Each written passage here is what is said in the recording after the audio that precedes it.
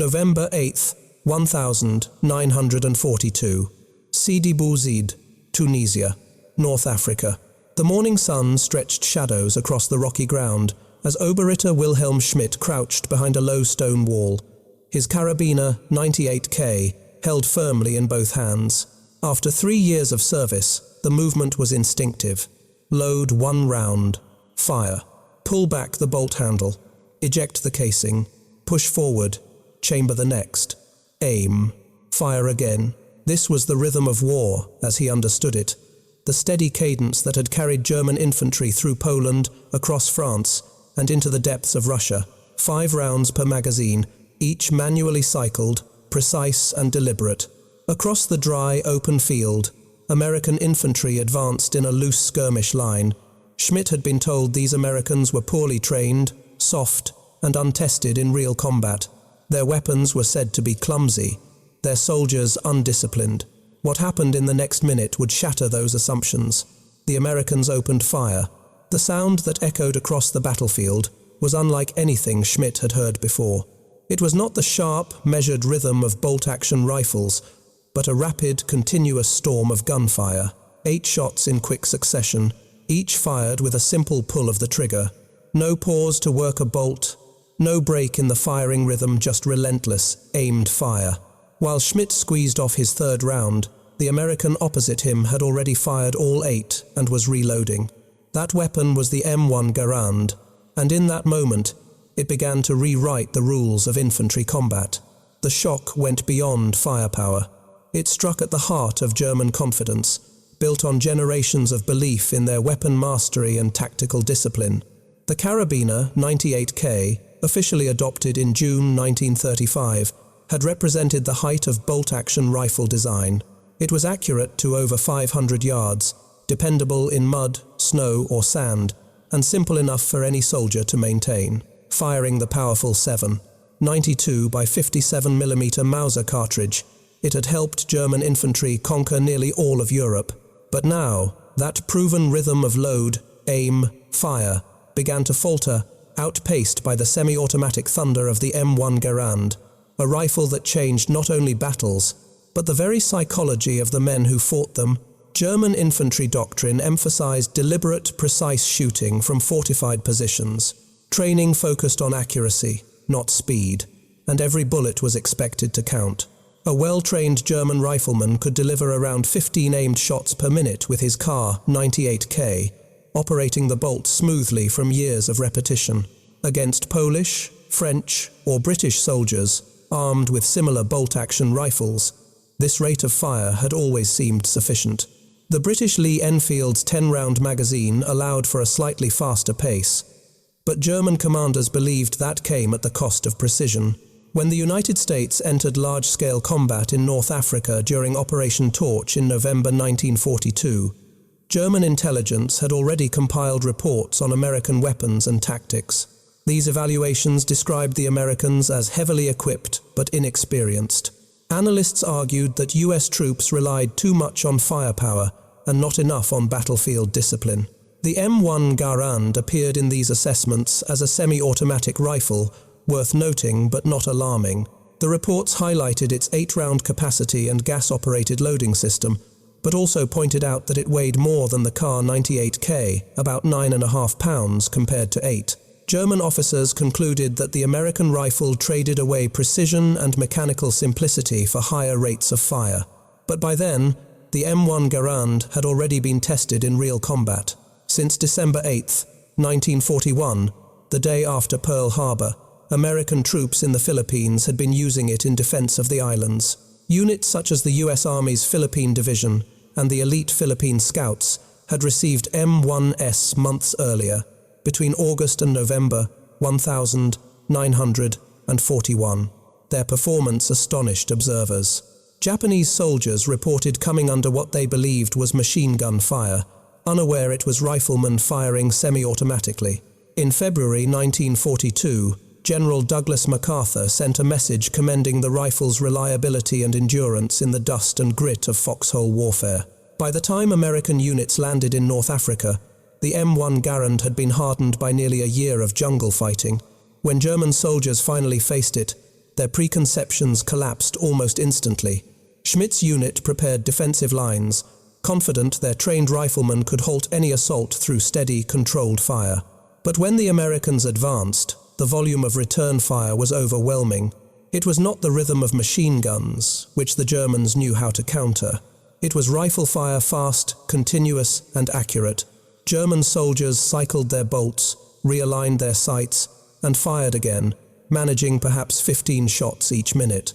The Americans, in contrast, sent 30 to 40 aimed rounds downrange in the same time span. Every attempt to raise a head above cover was met with instant return fire. The difference in output was undeniable.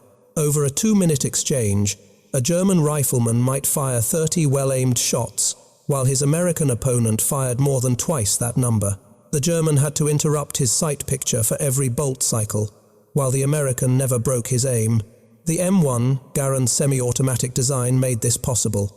It used a gas-operated system in which propellant gases vented through a small port in the barrel into a cylinder beneath it. This force drove a piston that cycled the mechanism, ejecting the empty casing and loading the next round automatically. The entire process took only a fraction of a second.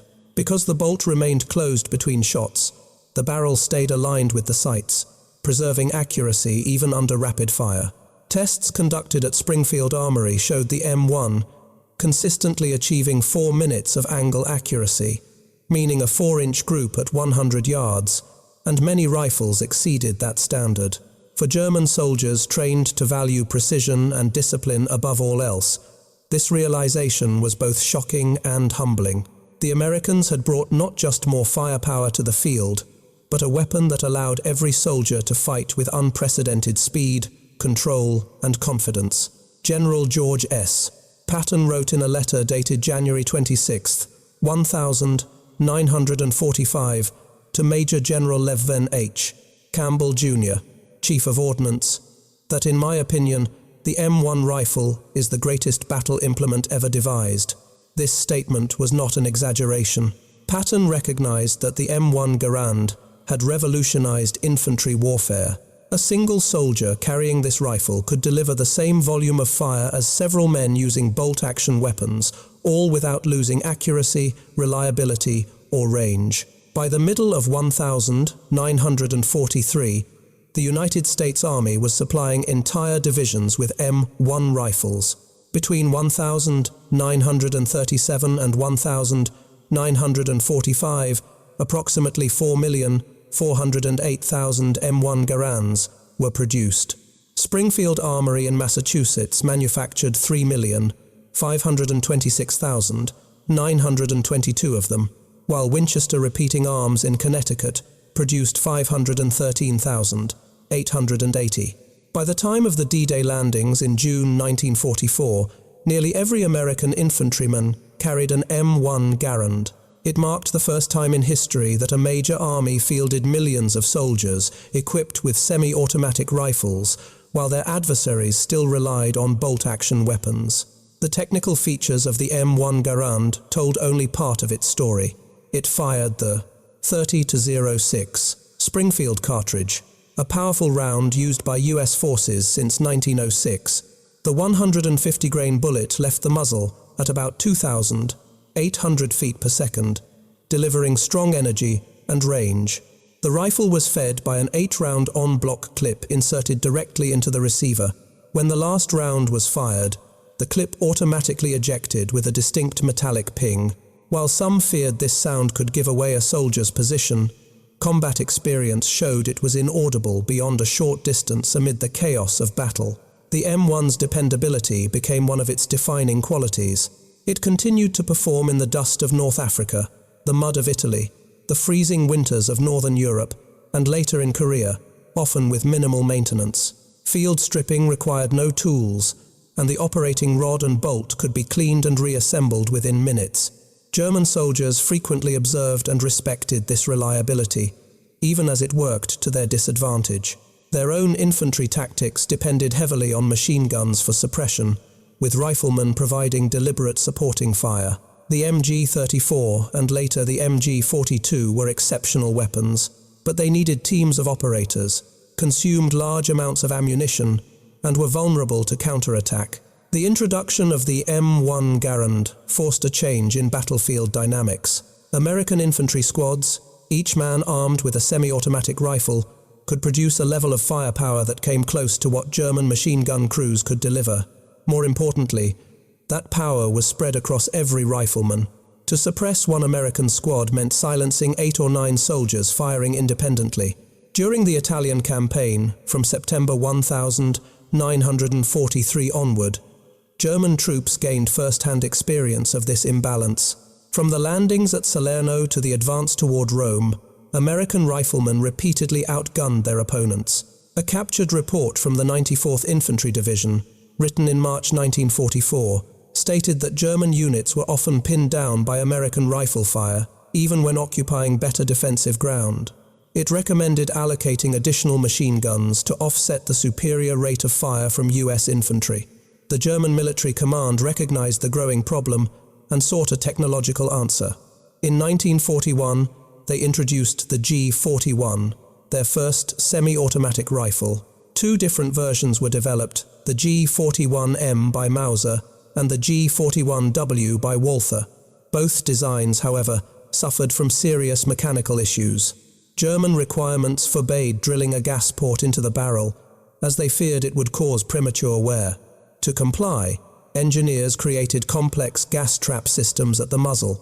These systems were heavy, prone to fouling, and difficult to maintain. The rifles were expensive and time-consuming to produce, leading to only limited numbers being built. Estimates range from 6,000 to 15,000 units before the entire project was abandoned. German engineers closely examined captured Soviet SVT-40 rifles and came to realize that the gas port system they had previously dismissed was in fact effective. This insight led to the development of the G43, introduced in October 1943. The new rifle used a simplified gas system and featured a detachable 10-round magazine. It was lighter, more dependable, and easier to produce than the earlier G41 models. By the end of the war, production had reached about 42,713 rifles, with roughly 53,435 fitted with telescopic sights for use by designated marksmen. Soldiers who received the G43 valued its performance, but it arrived too late and in numbers far too small to influence the outcome. For every 50 Kar 98K rifles built, only 1 G43 left the factory.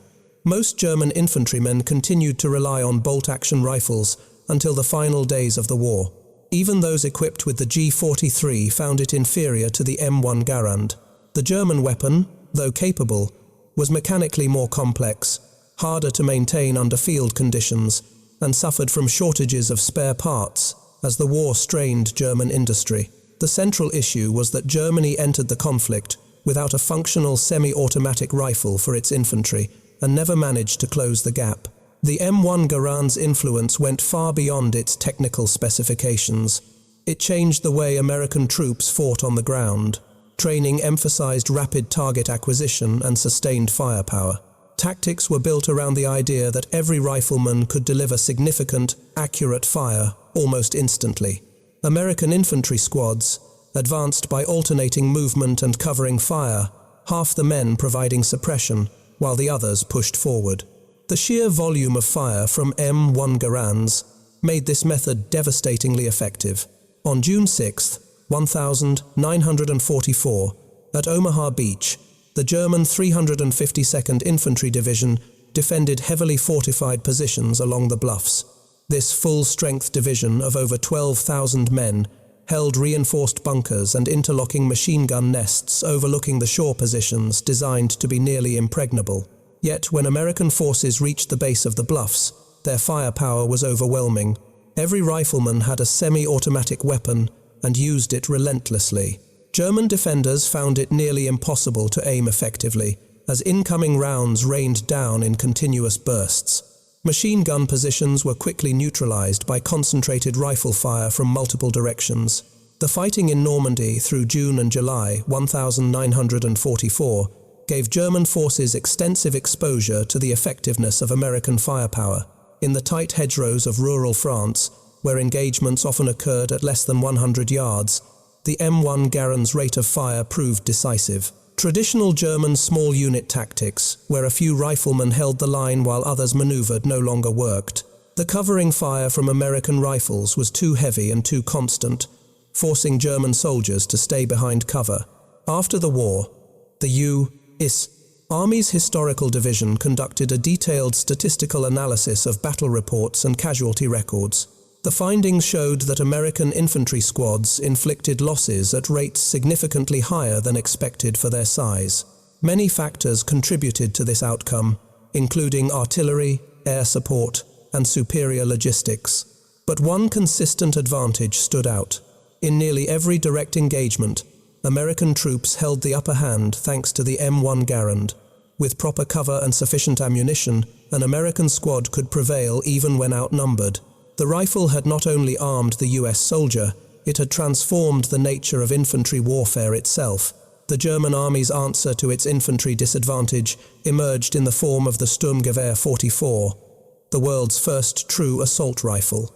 It fired an intermediate 7.92 by 33 mm Kurz cartridge from a 30-round magazine and could operate in either semi-automatic or fully automatic mode. The Sturmgewehr 44 marked a complete shift in infantry weapon design. Around 425,977 were produced, mostly during 1944 and 1945. Yet, like the G43, it arrived far too late and in numbers too small to affect the course of the war. Most German soldiers never received one, and those who did often faced shortages of ammunition as Germany's industrial system collapsed under Allied pressure. The story of the M1 Garand began long before the war. John C. Garand was born on January 1st, 1888, in Saint-Rémy, Quebec, and moved with his family to the United States in 1899. He joined Springfield Armory on November 4th, 1919, where he spent nearly 20 years perfecting his semi-automatic rifle. Early prototypes experimented with different calibers and operating systems.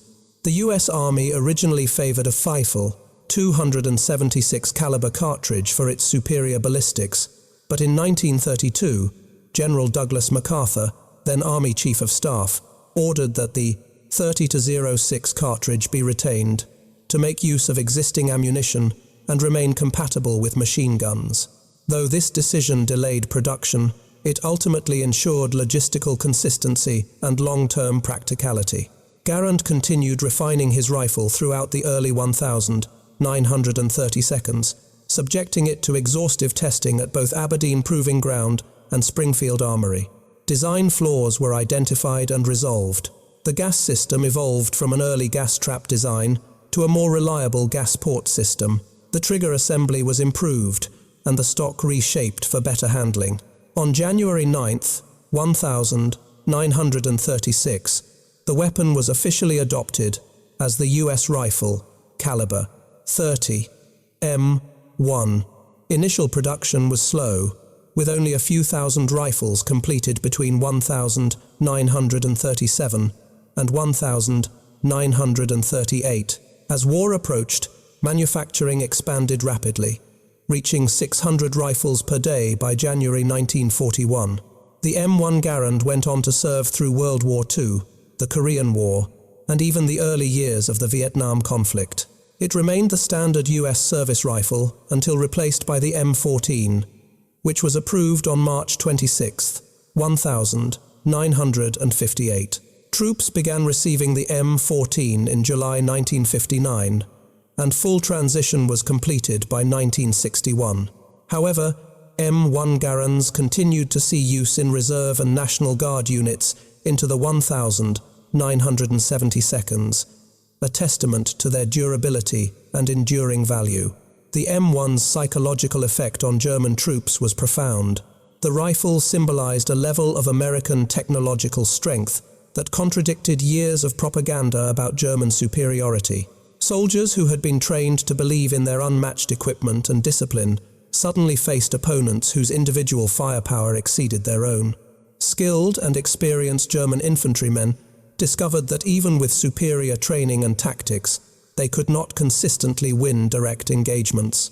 The myth of invincibility began to crumble. Post-war analyses of small unit engagements confirmed what soldiers had experienced firsthand. American infantry consistently inflicted higher casualties relative to their numbers, while artillery, logistics, and air power contributed to overall success. The M1 Garand's influence was measurable. US troops suffered fewer casualties from German rifle fire, and their superior rate of fire allowed them to dominate engagements, suppress defensive positions, and enable maneuvers that would have been impossible under bolt-action limitations. The M1 Garand's legacy shaped the entire future of infantry weapons. It proved that semi-automatic operation was not only practical but essential for modern armies. The principle it introduced, that individual soldiers benefit from greater sustained fire without losing accuracy, became the foundation of post-war rifle design. Every major service rifle developed after World War II, including the AK-47, the M16, and today's modern assault rifles, drew on concepts first realized in the M1. The encounters between German infantry and American troops armed with the M1 Garand marked a defining moment in military history. It was the point where advanced engineering met traditional discipline and proved that technology could decisively shape the battlefield. The German army's tactics, leadership, and training remained exceptional, but even elite soldiers could not overcome the limitations of their weapons. The M1 Garand gave American riflemen a decisive advantage, allowing them to fight effectively, prevail when outnumbered, and advance against defenses that once seemed impenetrable. From the Philippines to North Africa, from Sicily to Normandy, from the hedgerows to the Rhine, the M1 Garand served with reliability and power. It earned its place among the greatest military rifles ever created, fully deserving of General Patton's praise. Across every front, German soldiers came to understand through direct and costly experience that American infantry firepower presented a challenge their bolt-action rifles could not match. The M1 Garand marked the beginning of a new age in warfare. The era of massed infantry armed with slow-firing bolt-action rifles had come to an end. Semi-automatic rifles would define the future, and the M1 Garand was the weapon that made this transformation undeniable. Despite their skill and courage, German infantry entered combat at a disadvantage in the most essential task of a rifleman, firing accurately and rapidly before the enemy could respond. Throughout the war, the numbers told the same story. In the time it took a German soldier to fire 3 deliberate shots from his Kar 98K, an American rifleman with an M1 Garand could fire 8. When both soldiers possessed equal training and discipline, the American would achieve 2 to 3 times as many hits. At the squad level, this advantage multiplied. Even when German units outnumbered American ones, the M1 Garand gave US infantry overwhelming superiority in delivered firepower. German commanders studying their defeats after the war repeatedly identified this imbalance as decisive. General Hasso von Manteuffel, who led the 5th Panzer Army during the Battle of the Bulge in December 1944, wrote that American infantry firepower exceeded that of German forces, even when they held fortified defensive positions. The difference showed clearly in casualty records. Although many factors shaped losses such as artillery, air power, tactics, and terrain, post-war analyses of small unit combat consistently demonstrated that American troops inflicted greater damage in firefights. The weapon each soldier carried mattered. German losses from rifle fire were significant throughout the conflict, and much of that effectiveness stemmed directly from the M1 Garand. In the final assessment, the M1 Garand's influence reached far beyond its engineering details. It embodied American innovation, industrial capability, and the determination to equip every soldier with the best tools available. While Germany wrestled with complex semi-automatic rifle projects that failed to reach large-scale deployment, the United States entered the war with its entire military already armed with a proven, reliable semi-automatic rifle. This single advantage, multiplied across millions of troops and thousands of engagements, contributed substantially to the Allied victory. The M1 Garand's distinct sound, the rhythmic firing, and the sharp metallic ping of its ejected clip became inseparable from the image of Allied triumph in both Europe and the Pacific. German soldiers came to recognize and fear that sound. knowing it signaled an enemy capable of delivering fast, accurate, and continuous fire. Patton's famous words proved true. The M1 Garand was indeed the greatest battle implement ever devised. Its superiority over the Kar 98K, proven repeatedly from 1941 to 1945. Of course, the rifle alone did not win the war. Victory required coordination among air, land, and sea forces, overwhelming industry, and the bravery of millions of men. But on the ground, where small units fought and survival depended on seconds, the M1 Garand gave American troops a measurable and decisive edge. That advantage saved lives, shortened battles, and helped bring the war to a faster conclusion. The M1 Garand remains a lasting symbol of how thoughtful design and technological foresight can shape the course of history. It demonstrated that giving soldiers superior equipment directly enhances combat performance and mission success. Serving through 3 major wars and more than 2 decades of service, its influence still echoes in modern rifle design. For the German soldiers who faced it, the M1 Garand was a harsh reminder that in warfare, technological superiority, combined with skill and discipline, can decisively alter the outcome of battle.